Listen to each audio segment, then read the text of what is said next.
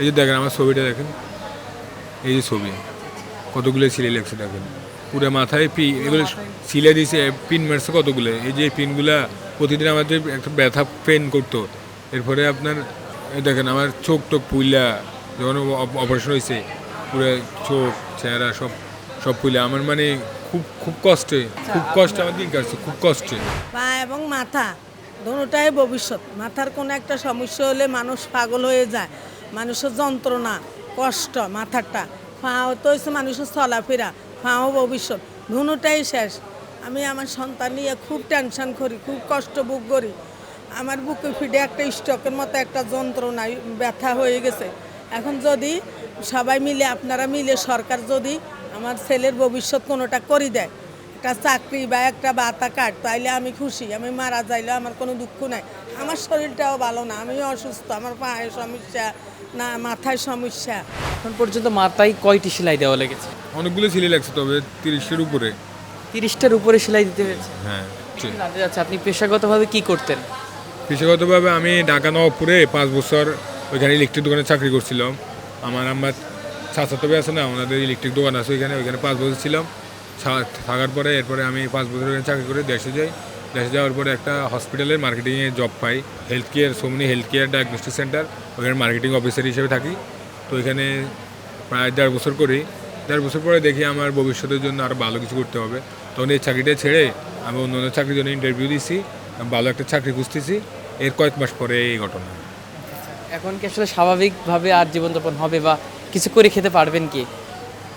মনে হয় স্বাভাবিকভাবে আর কিছু করতে পারবো কিনা মনে হয় না, অথবা ভবিষ্যতে খুব নর্মালি কিছু করতে হবে, বা বা পায়ের উপরে বিশেষ করে। আর মাথা তো এখন আমি কথাই বলতে পারি না ঠিকমতো, ঠিক ভালো করে।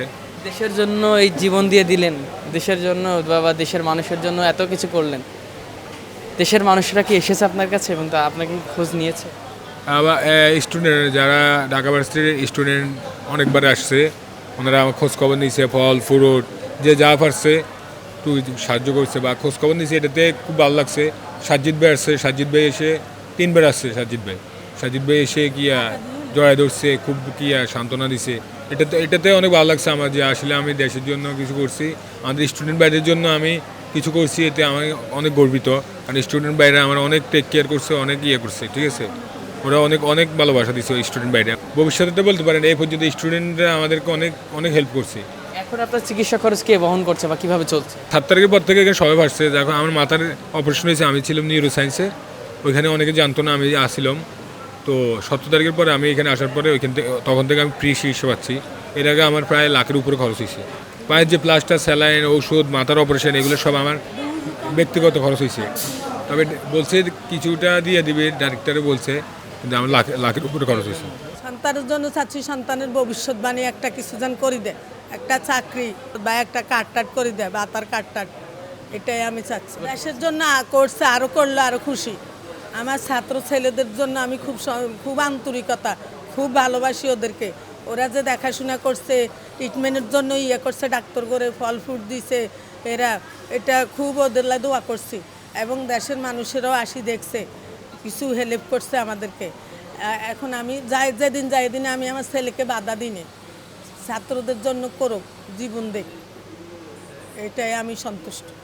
যারা আপনার সন্তানকে হেল্প করেছে বা আপনার সন্তানদেরকে সহযোগিতা করেছে, ছাত্ররা এসে দেখেছে, তাদের জন্য আসলে দোয়া করবেন না? হ্যাঁ, দোয়া করব না, 100 বার করবো, বারবার করব। ওদের জন্য ওরা যেন বেঁচে থাকে, ওরা ভবিষ্যতে যেন আরও করতে পারে, দেশের একটা ভালো নাগরিক। ওরা দেশের জন্য তো করবে, আমার ছেলেও যেন বেঁচে থাকে, আরও করতে পারে দেশের জন্য।